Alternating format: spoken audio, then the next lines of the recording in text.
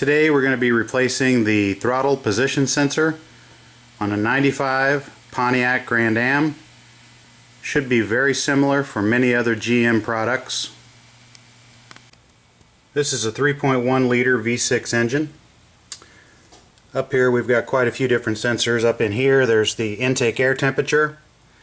You've got the idle speed motor, idle air controller. Right below it's the throttle position sensor that we're going to fix.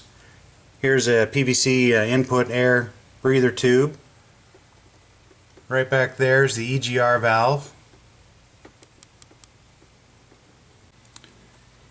Pop this out of the way. A little better look down in there. That throttle position sensor is right there. There's one plug going to it, two torque screws that hold it on. Here's the new part number.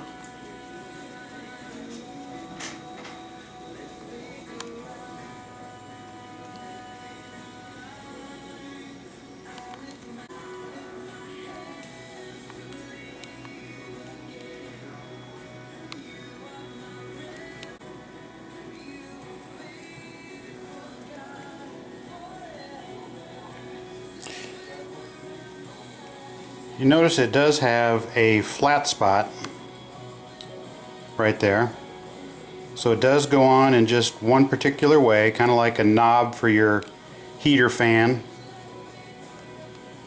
Alright, I've got the tube out of the way, unhooked the wire to the idle air speed controller, and there's that throttle position sensor down in there. Now we're just going to come in here and pull up on this tab and pull back. And that connector will come out of there.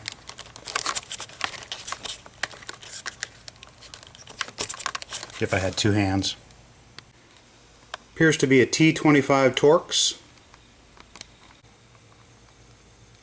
A big part of the battle is trying not to lose a screw or a wrench down there, so if you can, tuck a rag down there to catch anything you drop. I've got both the little bolts out. I've got the old one pulled off and exposing the shaft that it slides over. And if you can see, there is that flat spot on there, so it should slide over just in one position. Just want to do a quick comparison, make sure the old looks like the new, and it looks like a perfect match, so we're ready to install it. Got the new one screwed into place. Make sure you don't over tighten, those are really tiny bolts, so just snug them up and don't get carried away.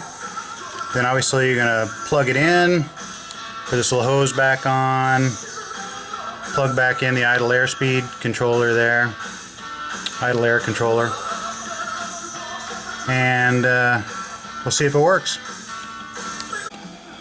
The reason I changed this was my car months ago started getting the check engine light. Basically when I would be at highway speeds and I would back off the pedal real quick and decelerate to head up a ramp, the check engine light would come on. And then over time I started noticing that the car was idling really fast. I'd be going down the street and drive and I'd be going about 45 miles an hour and I wasn't, really pushing on the foot pedal at all. And then when I would shut the car off, it would continue to run a lot longer than was normal because it was revving so high. And it appears that this new throttle position sensor has solved the problem.